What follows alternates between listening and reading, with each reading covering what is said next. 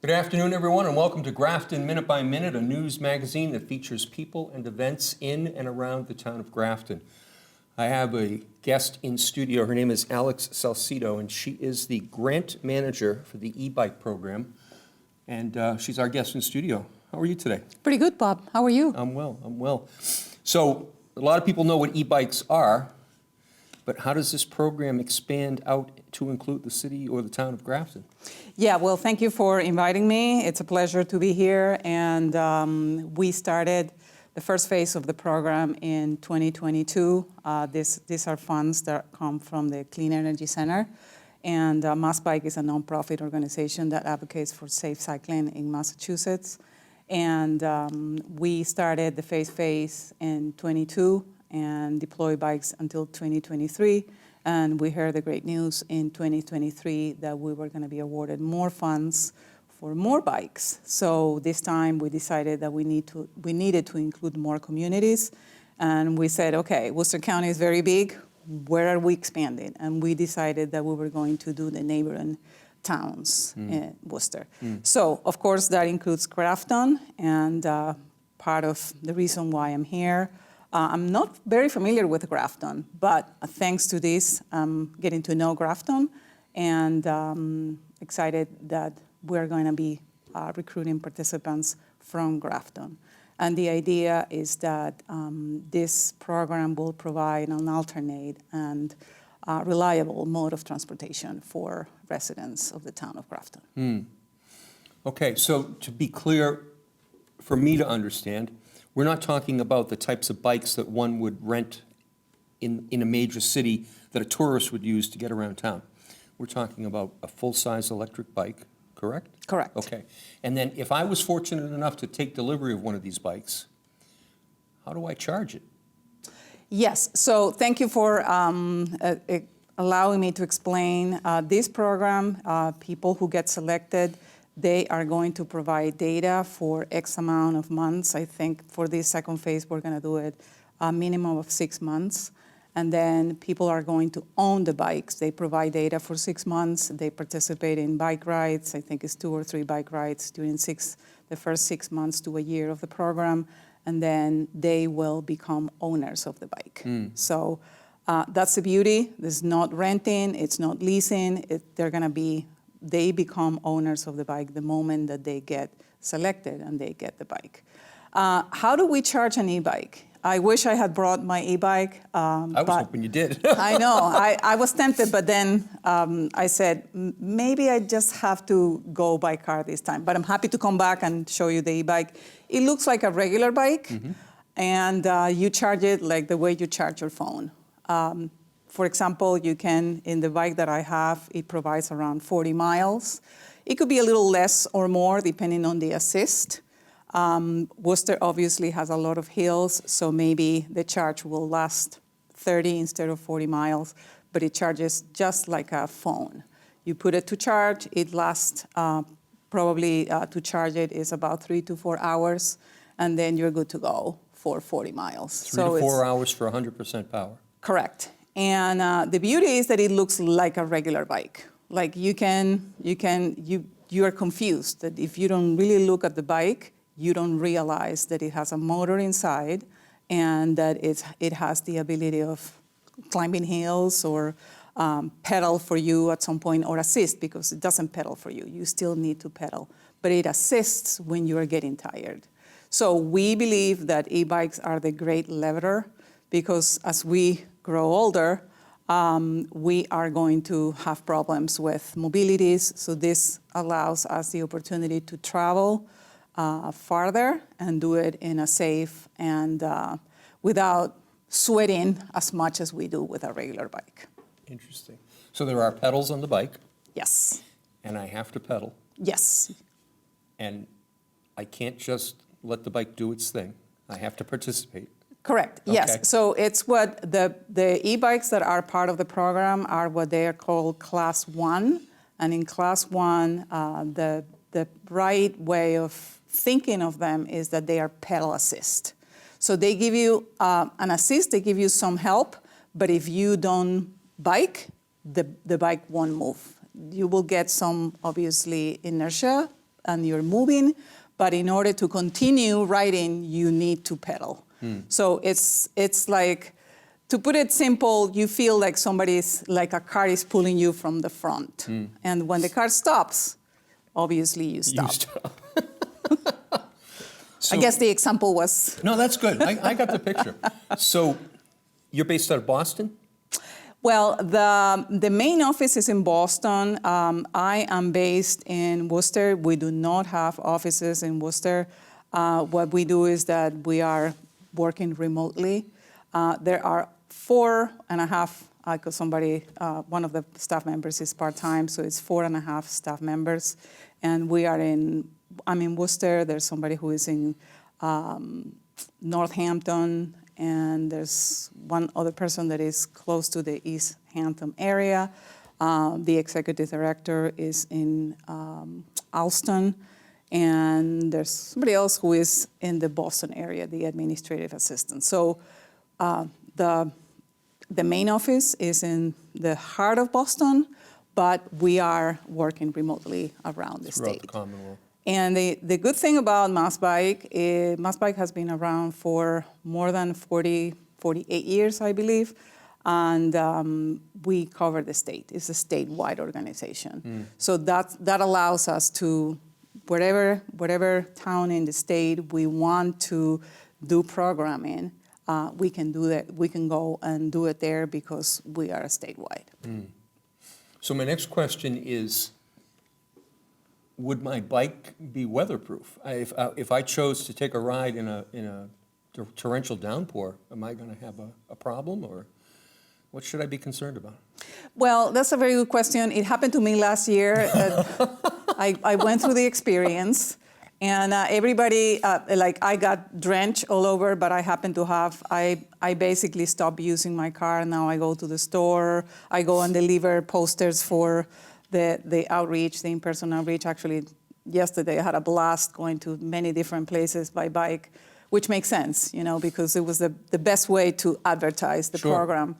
And so last year it did happen that I was caught in the rain. And if one of the things is that we are all for safety. If it's a torrential rain, the bike is not torrential rain proof. We advise everybody to use common sense. And I happened to wait under a cover area until because it was thunder, it was everything. So I stopped, and then when it was getting a little, when the rain was kind of like tampering down, that's when I said, okay, now I can go. Did I get wet? Yes. The only thing that didn't get wet was my panniers because they're waterproof.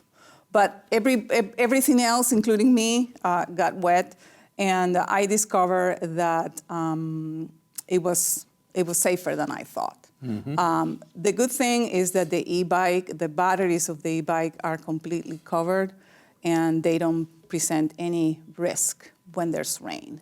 However, as I said, in rain and in snow and ice, we recommend that people refrain from getting on the bike, because you can hit a pothole, you don't see the pothole, and off you go, or there could be leaves that are hiding something else underneath, and obviously it's not infallible, so you can definitely hurt yourself.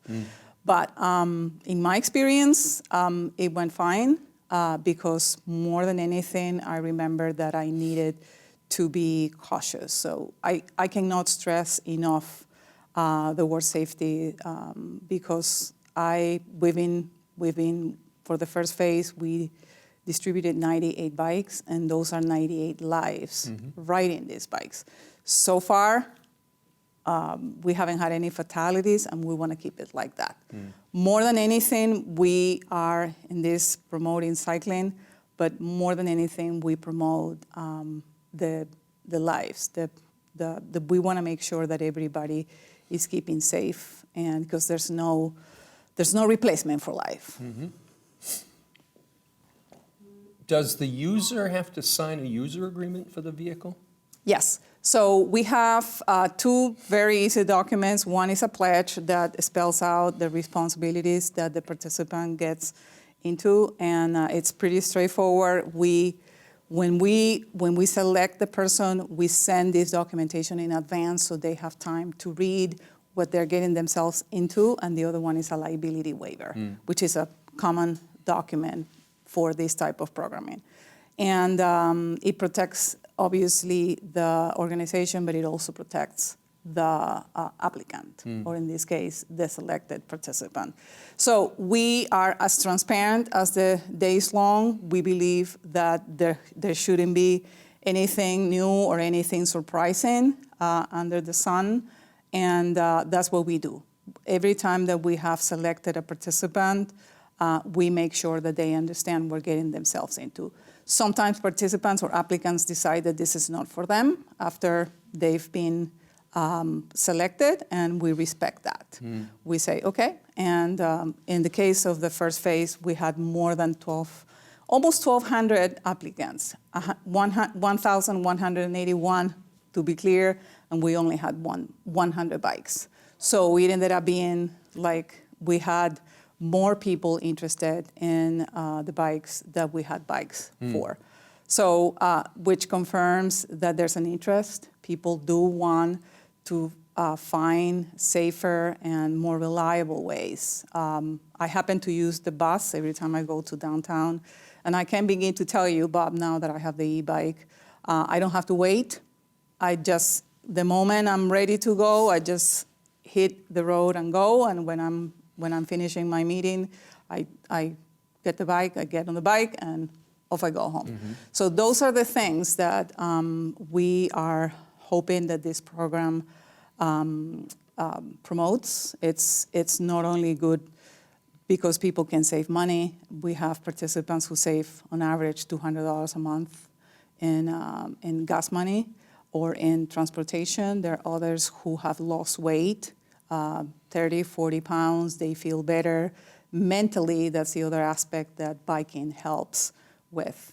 It's a physical health, it's a mental health. We have also heard participants who were lonely, and thanks to becoming or to being part of this program, they feel that they belong to a group. And they attend rides, they found friends thanks to this program. So those are the things that I would say are the added bonus of a program like this. And also, we believe that biking is the best way to building community. That when we're in a group, we enjoy hearing other experiences with the bike. And if I ask you right now, and I do this sometimes, I say, everybody remembers the color of their first bike. So, what was the color of your first bike? Sadly, I'm not sure I could recall. Let me think for a moment. I would say blue because that's my favorite color, but that might not. You know what? I think it was blue. Now that I think about it. Yeah. So yeah, it's a question that I always ask, and the moment I ask the question, people immediately laugh. Yep. So, there's a joy in their face that confirms that they're traveling memory lane as fast as they can. And it brings them joyful memories. A memory of freedom for some people, yeah. Yeah.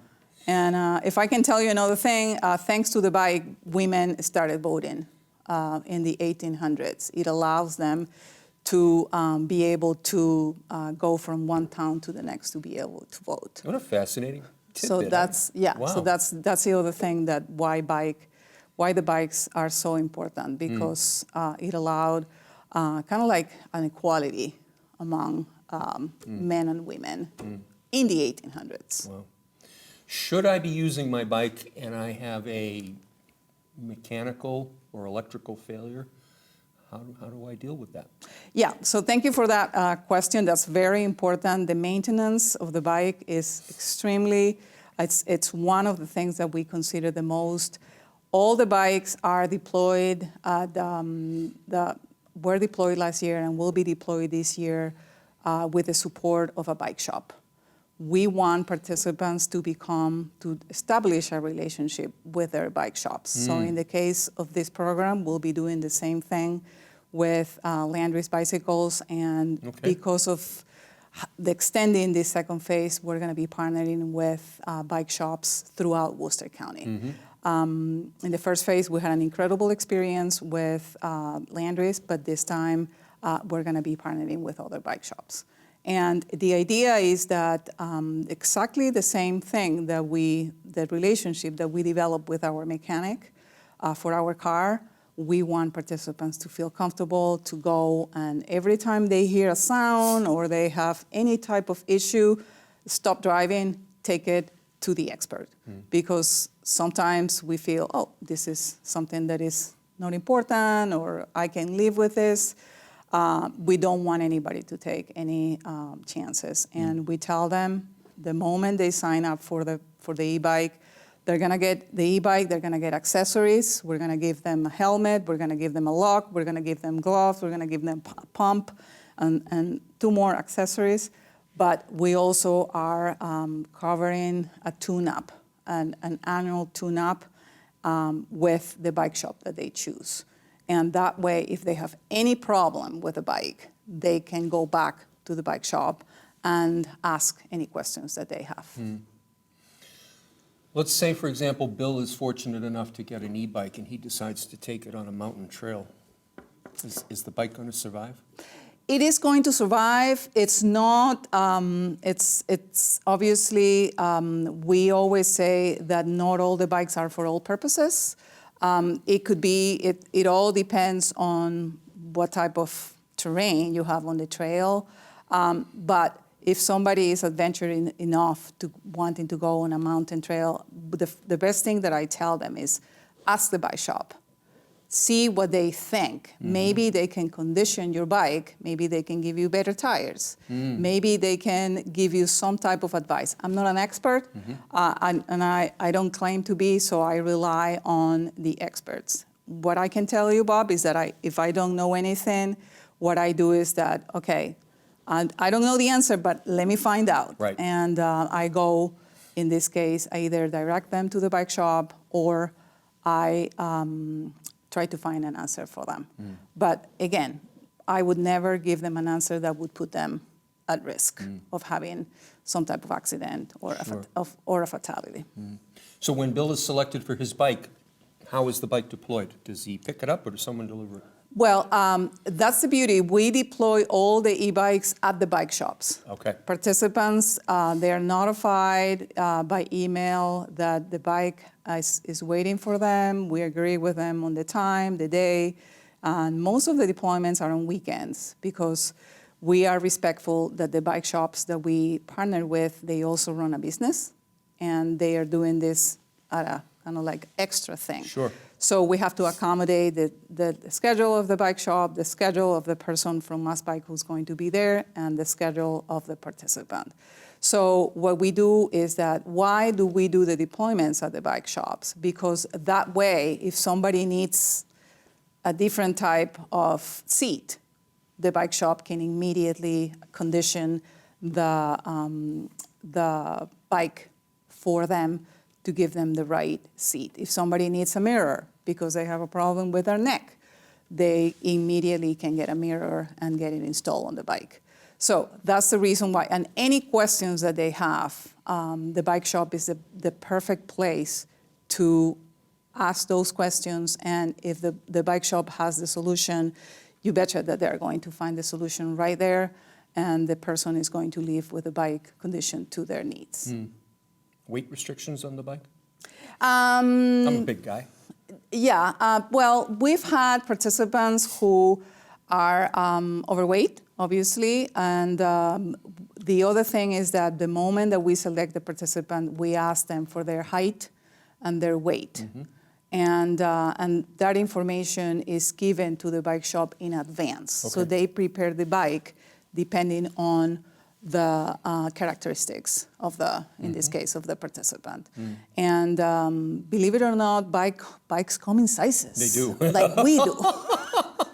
So that's another thing that I learned thanks to doing this for a little bit, almost 2 years. So I would say that one of the beauties of what I'm doing is that I learn something every day. So I'm not an expert, but I've learned a little. There. Yeah. So just a little bit off the topic, how did you get involved in the program? That's a very good question. I did a completely different thing. I was in the hunger relief arena before mass bike, and when the pandemic hit, I had to quit my job because it was a matter of a life or death.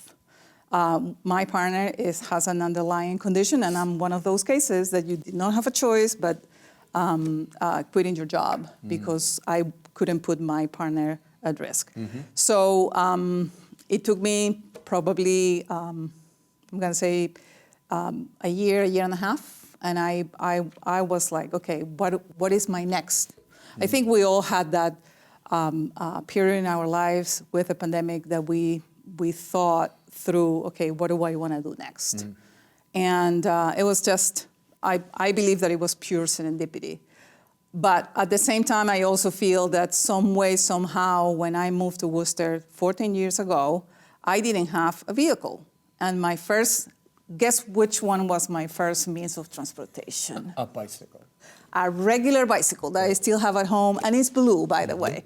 So it was one thing led to the other, and I can begin to tell you that I am thrilled. I love what I do. I see it as an opportunity to bring joy, to bring community, and it's really the bike is really an instrument of social change. I think the bike is one of those things that if you're from the left or from the right, no matter what, it brings conversations, it brings smiles, laughs, and I think more than ever we need that. So I enjoy what I do. I would say that every day is different. Like today, I'm in front of a camera, and on Sunday, I didn't know that I was going to be in front of a camera today. So I appreciate the opportunity. And more than anything, it brings me the opportunity to meet more people and obviously extend my horizons, not only in Worcester, but in surrounding towns. So let me just borrow your poster for a minute. So the information that's on this poster, including green screen issues there, huh? So on this poster, there's a QR code here.